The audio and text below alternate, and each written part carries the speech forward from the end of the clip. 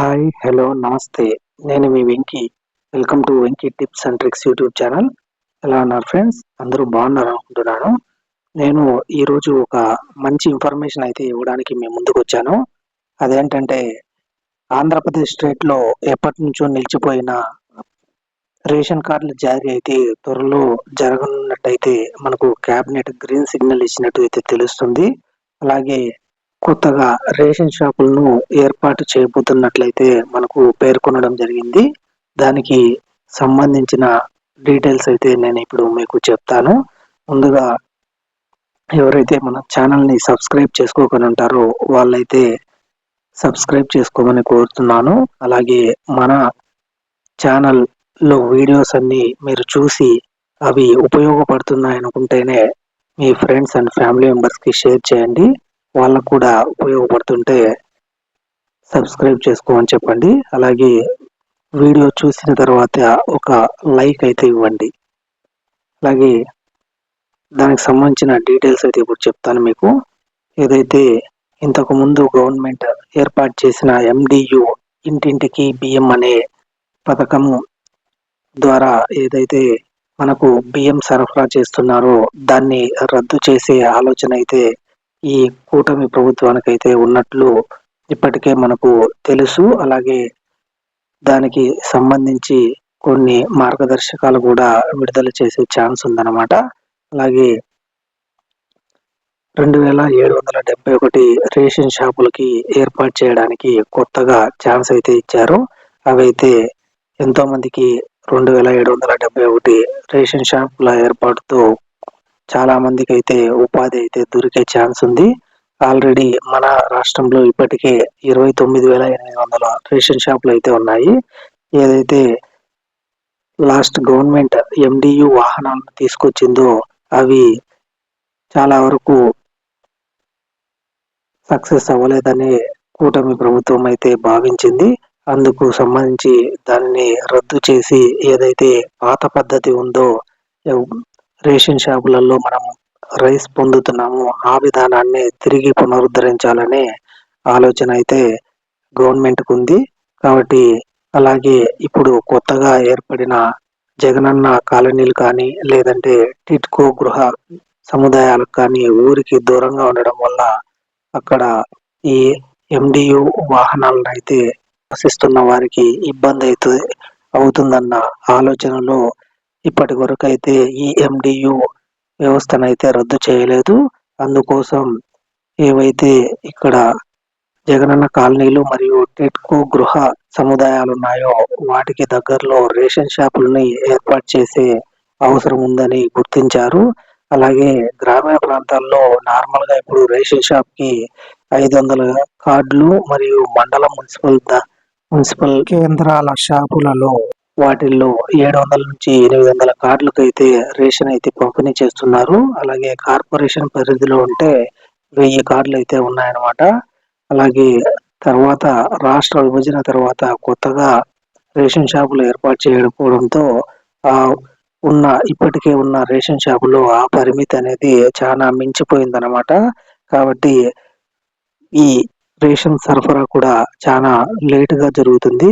కాబట్టి వీటికన్నిటికీ ఒక పరిష్కారంగా కొత్త 2771 రేషన్ షాపులనైతే ఏర్పాటు చేయదలుచుకున్నట్టు మనకు క్యాబినెట్ అయితే ఆమోదం తెలిపింది.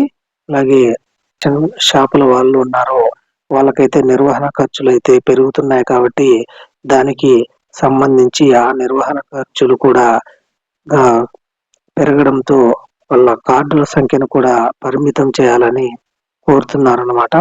ఎందుకంటే ఎక్కువ కార్డులుంటే వాళ్ళు నిర్వహణ చేయడానికి వాళ్ళకు కూడా బరువు అవుతుంది. కాబట్టి ఆ రేషన్ కార్డుల పరిమితినైతే లిమిటెడ్‌గా పెట్టాలని అయితే గవర్నమెంట్ ఆలోచిస్తుంది. అలాగే దీనికి సంబంధించింది ఈ కొత్తగా ఏర్పడే 2771 రేషన్ షాపుల కోసం అయితే అధికార పార్టీ కార్యకర్తలు కానీ మరియు నాయకులు కానీ ఇప్పటికే ఎమ్మెల్యేల దగ్గర బారులైతే తీరి ఉన్నారన్నమాట. వాళ్ళు ఆ రేషన్ షాపులనైతే వాళ్ళకు కావాలన్నట్టు. అలాగే ఈ రేషన్ షాపులలో అవసరమయ్యే ఈ పోస్ట్ మిషన్స్ ఉంటాయి కదా, ఏవైతే మనం ఫింగర్ పెట్టి మనకు రైస్ ఇస్తున్నారో ఆ మిషన్స్ కొనడానికి కూడా దాదాపు 12 కోట్ల నిధులనైతే గవర్నమెంట్ అయితే రిలీజ్ చేయడం జరిగింది. దానికి క్యాబినెట్ కూడా ఆమోదం తెలపడం జరిగిందనమాట. అలాగే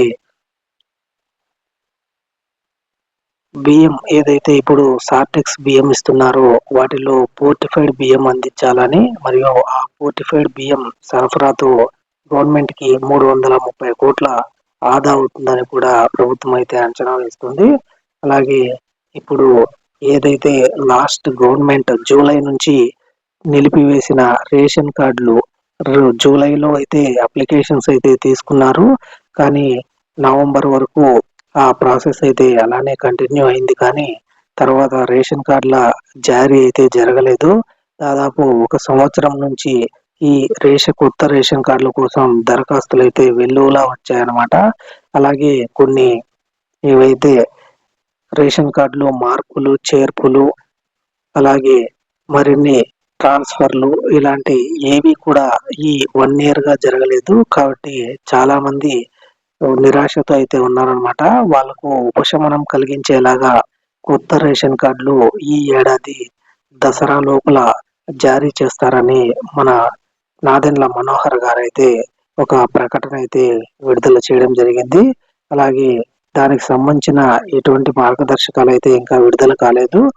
కాబట్టి త్వరలోనే ఈ కొత్తగా పెళ్ళైన వాళ్ళకి కానీ, లేదంటే పిల్లలని యాడ్ చేసుకోవాలనుకున్న వాళ్ళకి కానీ, లేదంటే మరి ఇతర వివాహ ధృవీకరణ పత్రం చూపిస్తే వాళ్ళకైతే ఆ కొత్త రేషన్ కార్డులు అయితే ఇస్తామని మాత్రం ఇక్కడ మనకు చెప్పడం జరిగింది.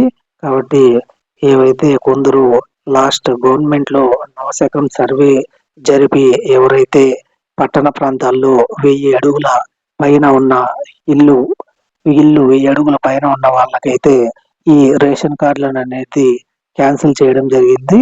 అలాగే దాదాపు చాలా మంది 60% వాటిల్లో అర్హత ఉన్న కొన్ని సాంకేతిక కారణాలు చూపి వాటినైతే లాస్ట్ గవర్నమెంట్ అయితే రేషన్ కార్డులు ఇవ్వలేదు.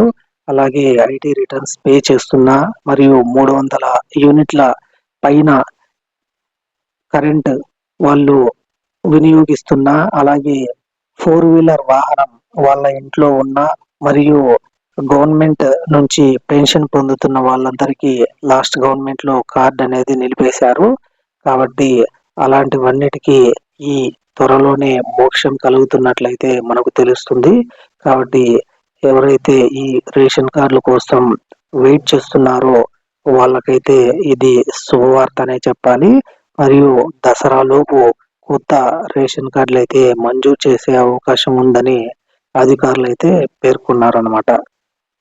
కాబట్టి ఇలాంటి మరిన్ని మీకు యూస్ఫుల్ అయ్యే ఇన్ఫర్మేషన్ మన ఛానల్లో ఎప్పటికప్పుడు వస్తూనే ఉంటుంది. కాబట్టి ప్రతి ఒక్కరూ మన ఛానల్ని సబ్స్క్రైబ్ చేసుకోండి. Thank you for watching. See you in the next video. జై హింద్.